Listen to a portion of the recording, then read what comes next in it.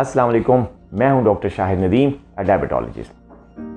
Sugar की बीमारी जिस्म में ग्लूकोज का लेवल एक ख़ास हद से तजावुज़ करने से होती है। शुगर की बीमारी दो तरह की होती है, एक को हम टाइप 1 डायबिटीज़ कहते हैं और एक को टाइप 2 डायबिटीज़ कहते हैं। ब्लड ग्लूकोज जब हाई होता है तो हमारे जिस्म में एक लबलबा होता है जिसमें से एक हार्मोन निकलता है जिसको हम इंसुलिन कहते हैं, और इंसुलिन जो है, जो ग्लूकोज है ब्लड में, उसको सेल में डालकर हमें एनर्जी भी मुहैया करता है और ब्लड में जो ग्लूकोज का लेवल है उसको एक ख़ास हद तक नॉर्मल रखता है।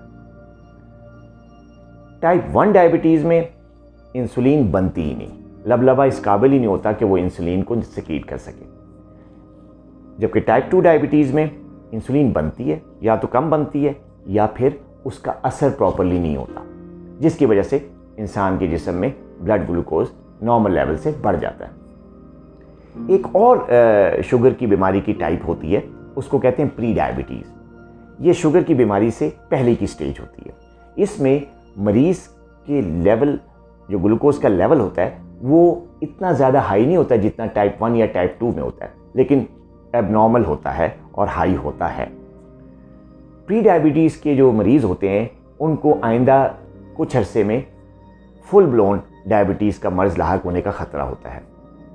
अगर वो इसको प्रिवेंट करना चाहते हैं तो तर्ज़ ज़िंदगी को चेंज करके वो प्री डायबिटीज़ से टाइप 2 डायबिटीज़ में जो चेंज होने का अमल है उसको रोक भी सकते हैं और काफ़ी अरसे तक जो है वो नॉर्मल रह सकते हैं।